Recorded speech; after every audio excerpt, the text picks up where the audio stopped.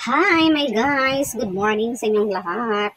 Yan ang aming aso, si Mocho. Napakabait na aso, mga guys. Alam nyo, mga guys, matagal na yan hindi nakaligo. Kasi nga, nako, pag narinig yan na papaliguan siya, agad-agad kumaripas yan ng takbo. So, ngayon, hindi siya naka-escape. Kasi, hinuhuli talaga siya. Siya ay na-trap talaga sa mga lagusan, sa mga ikset. Alam niyo mga guys, yung aso na yan, parang tao din yan.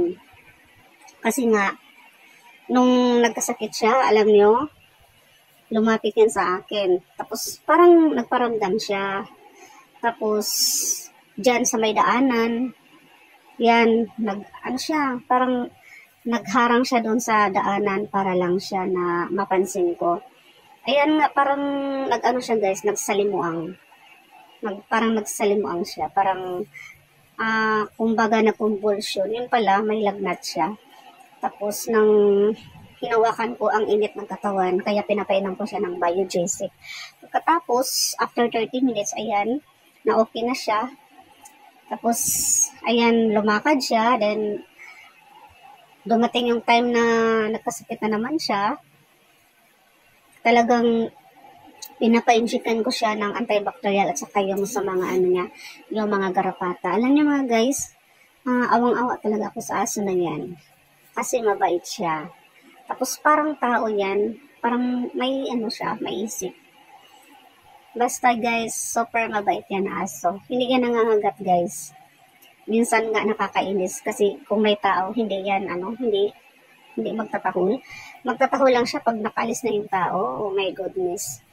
Pero mabait yan na aso. Parang tao. Yan nga lang, takot sa tubig. Ayaw niya guys maligo. Kaya hinuhuli namin yan. Pero hindi lang isang araw ang paghuli niyan. Tinatiming talaga na mahuli siya. Kasi nga, sa sa Bisaya guys, idlas talaga yan. Ayan. Ayan, nagpapaligo kasi natrap na siya. Hindi na siya nakaiwas. Ayan. Pero mabait yan, guys. Alam nyo, guys, iba talaga, no? Pag mapalapit ka na sa isang aso, parang tao. Minsan nga may aso kami, sa Bern. Nako, umiyak talaga ko, guys, nang masagasaan siya. Siyempre, namatay kasi nag-internal hemorrhage. Ayan, nakakaawa, guys. Ayan mga guys, thank you sa inyong panonood. See you sa next video ko. Bye!